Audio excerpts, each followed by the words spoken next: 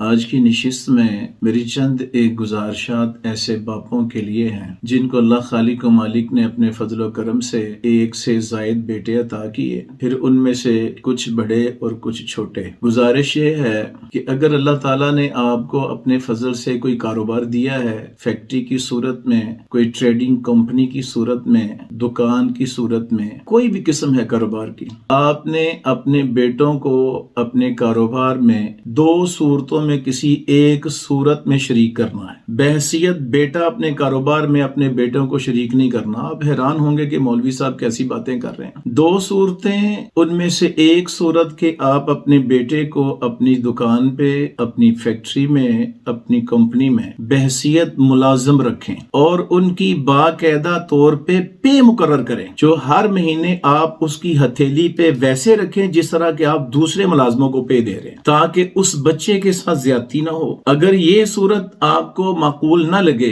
कि जी मेरा बेटा है, मेरा पुत्र है, मैं उन्हें मुलाजिम रखा पुत्र, तो आप उसको अपने कारोबार में बहसियत पार्टनर शरीक कर लें। आम तौर पे होता यह है, मेरे पास बड़े सारे ऐसे केस आए, बड़ी सारी ऐसी कॉलें भी आती हैं कि बाप की मिस मैनेजमेंट, बाप की गलतियां, बाप के चले जाने के बाद बसा औकात बाप की जिंदगी में भी उसके सामने सर पे मुडला रही होती हैं। उनके औलादों के अंदर इस कदर अजीम फितने बर्पा हो जाते हैं कि उसके अपने ही पुश्त से निकलने वाले बेटे और बेटियां एक दूसरे को कत्ल तक करने के दर पे होते हैं। अगर उनको डीपली स्टडी किया जाए, देखा जाए, परखा जाए, तो फिर नतीजा ये निकलता है कि इनके बाहम जो फितने की बुनियाद रखी है किसी गैर ने नहीं, इनके अपने बाप ने रखी है। बुनियाद फितने की कैसे? वो ऐसे कि जब बाप अपने बेटे से, बड़े बेटे या बेटों से 10-15 साल अपने कारोबार में मेहनत करवाता है बहसियत बेटा रख के, तो फिर उनको प्रॉपर कुछ नहीं मिलता। पॉकेट मनी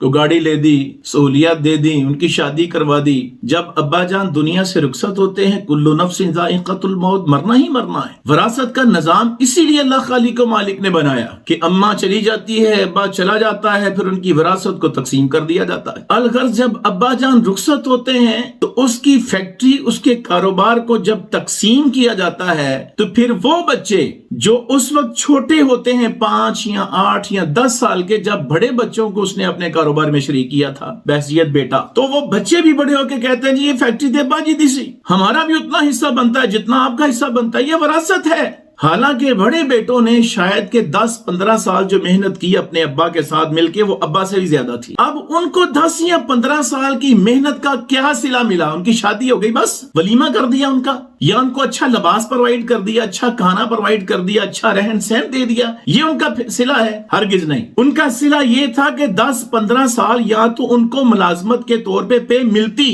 ताकि उनको पता होता कि हमारी मेहनत का जो सिला हमें मिल चुका है। अगर ऐसी बात नहीं तो फिर बहसियत पार्टनर उनके पास प्रूफ होता, रिटर्न होता बाप का लिखा हुआ, और खानदान के मोतबर अफराद उसके ऊपर शहादत देते होते कि हाँ ये बेटा ये आपका बड़ा भाई, ये आपके बड़े भाई, आपके वालिद के काम के अंदर इतने % के पाईवाल थे, ये उसका सबूत है, ताकि बड़े बच्चों के साथ ज्यादती ना हो, उनकी मेहनत का सिला उनको मिले। हालांकि ऐसा नहीं होता अमूमी तौर पे बाप अपने बेटों को अपने कारोबार में बहसियत बेटा जब शरीक करता है तो यहीं पे वो फितने की बुनियाद रखता है। अब अगर मुलाजमत होता तो उसको पे देता, अगर मुलाजमत नहीं, पार्टनर है, तो उसको हिस्सा पति जाता। बाप के मरने के बाद सबसे पहले बड़े बेटे अपने बाप के कारोबार में से जितना उनका राइट था बहसियत पार्टनर, बहसियत पाईवाल, उतना वसूल करते और उनकी अपनी मलकियत होता। उसके बाद जो बचता वो बाद में फिर उसके अंदर बराबर के शरीक होते, जो अल्लाह और उसके रसूल अलैहिस्सलाम ने तरीका बतलाया। अब होता यह है जब बड़े बेटे बहसियत बेटा कारोबार में शरीक होते हैं तो फिर बड़े बच्चों के साथ ज्यादती होती है, जुल्म होता है, उनकी मेहनत का अच्छे तरीके से उनको समर सिला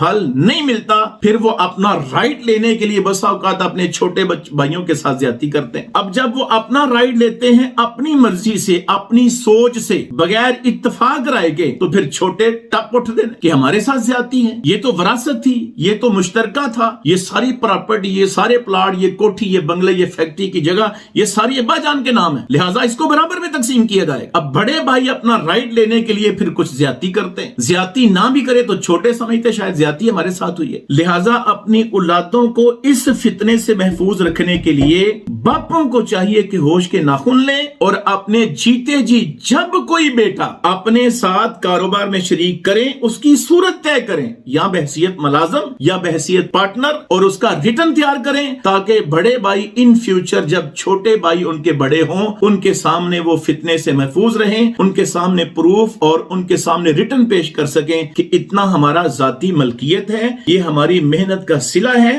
جو ہمارے ابا جان کے ساتھ اتفاق رائے ہوا تھا, یہ اس کے اندر ہمارے خاندان کے لوگ بزرگ گواہ ہیں, لہٰذا یہ ہمارا بنتا ہے. اس کے بعد جو بچتا ہے یہ وراثت ہے, پھر وہ اس طرح تقسیم کر لیا جائے. اور کوئی باپ اپنے جیتے جی اپنی زندگی کے اندر اپنی وراثت کا بٹوارا نہ کرے. بڑے سارے ایسے باپ ہم نے روڈوں کے اوپر کھجل ہوتے دیکھے ہیں جو اپنی جیتے جی زندگی کے اندر اپنی وراثت کو تقسیم کر دیتے ہیں. وَجُعِلَ الذِّلَّةُ وَالصَّغَارُ عَلَى مَنْ خَالَفَ أَمْرِي, اللہ کے رسول علیہ السلام نے زبان نبوت سے فرمایا تھا کہ اللہ ذلت مسلط کر دیتا ہے ایسے لوگوں کے اوپر جو میں محمد رسول اللہ صلی اللہ علیہ وسلم کے احکامات کی مخالفت کرتے ہیں. تو جس نے بھی آج تک اللہ اور اس کے رسول علیہ السلام کے قوانین کو اپنے ہاتھوں میں لینے کی گندی اور ناپاک جسارت کی ہے, دنیا کے لوگوں نے, دنیا زمین و آسمان نے اس آدمی کو ذلیل ہوتے ہوئے دیکھا, اس کی اولادوں کو فتنے کے اندر مبتلا ہوتے ہوئے دیکھا ہے. ان کے اپنے ہی پشت سے نکلنے والے, ایک ہی آنگن میں کھیلنے والے, ایک ماں کے پیٹ سے جنم لینے والے, ایک ماں کا دودھ پینے والے, ایک کٹوری میں کھانا کھانے والے بھائیوں کو اللہ کی قسم دنیا والوں نے قتل و غارت کرتے ہوئے دیکھا ہے, ایک دوسرے کے اوپر کیس چلاتے ہوئے دیکھا ہے. میرے پاس ایسے کئی ایک لوگ آئے کہ جو ایک ماں ایک باپ کی اولاد ہیں لیکن ایک دوسرے کی پراپرٹیوں کو سٹے لگوایا ہوا ہے, اور کتنے برس بیت چکے ہیں, اور بنیاد رکھنے والا فتنے کے کوئی اور نہیں, ان کا اپنا باپ تھا. لہٰذا خدا را اللہ کے لیے اگر اللہ نے اولاد اپنے فضل سے عطا کی ہے تو ان کے باہم فتنے کی بنیاد نہ رکھ کے جائیں. آپ جب بھی اپنے بیٹوں کو بڑوں کو اپنے کاروبار میں شریک کریں یا بحیثیت ملازم شریک کریں, ان کی پے مقرر کریں, اور جس طرح دوسرے ملازموں کو دیتے ہیں بے عین اسی طرح اپنے بیٹوں کے ہاتھوں کے ان کی ہتھیلی کے اوپر بھی ان کا معاوضہ رکھیں اور ان کو اختیار دیں کہ بیٹا یہ آپ کے ذاتی اپنی ملکیت کے پیسے ہیں, آپ ان کی کمیٹی ڈالیں, ان کا بینک بیلنس مضبوط کریں, آپ کوئی پلاٹ لے لیں یا آپ اپنی کو گاڑی بنا لیں تو یہ آپ کی ملکیت ہے. ہاں یہ ہے کہ آپ ان کی سرپرستی کریں, ان کی نگرانی کریں تاکہ وہ بچے فضول خرچی سے بچ سکیں. یہ آپ کریں جو آپ کی ذمہ داری ہے. البتہ ان کو ان کی محنت کا صلہ دیں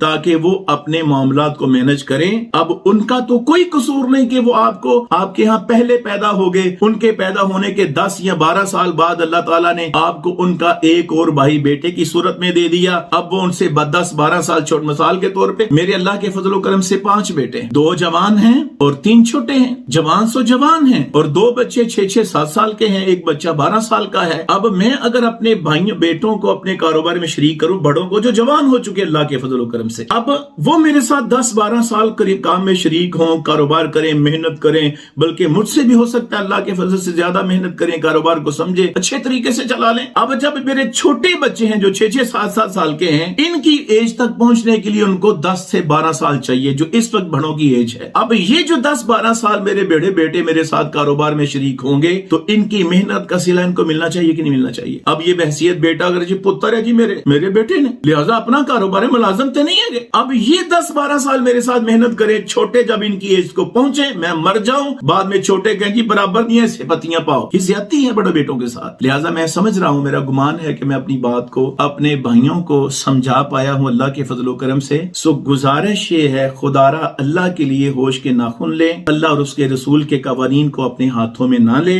آپ اتنی وصیت کر کے جائیں بس کہ میرے چلے جانے کے بعد, میں اکثر یہ بات کہا کرتا ہوں, اللہ اور اس کے رسول علیہ السلام نے جو طریقہ سلیقہ بتلایا سکھلایا, جو اللہ عز و جل نے قانون اپنے پیغمبر کے پاکیزہ دل پہ نازل کیا وراثت کے بٹوارے کا, اس کے مطابق اپنی ونڈیاں پا لیا جائے. اپنی مرضی سے آپ لوگوں نے کچھ نہیں کرنا, اور اگر آپ وصیت کر بھی جائیں, جو وصیت باپ کی یا ماں کی کتاب و سنت کے ساتھ ٹکراتی ہے, بیٹے اس کو ماننے اور اس کے اوپر عمل کرنے کے پابند نہیں ہے. لہٰذا اس کو جوتی کی نوک پہ رکھا جائے گا. کتاب و سنت کے ساتھ جو بات ٹکرائے وہ آپ کی ماں کی ہو, باپ کی ہو, وہ کسی کی بھی ہو, اس کی کوئی حیثیت نے یاد رکھنا۔ اللہ سے دعا ہے کہ اللہ خالق و مالک ہم باپوں کو، اپنی اولادوں کو فتنے سے محفوظ رکھنے کی توفیق عطا فرمائے، اور ہر قسم کے فتنے سے، مصیبت سے، آزمائش سے اللہ تعالیٰ اپنے فضل و کرم سے ہمیں محفوظ فرمائے۔ وآخر دعوانا ان الحمد للہ رب العالمین۔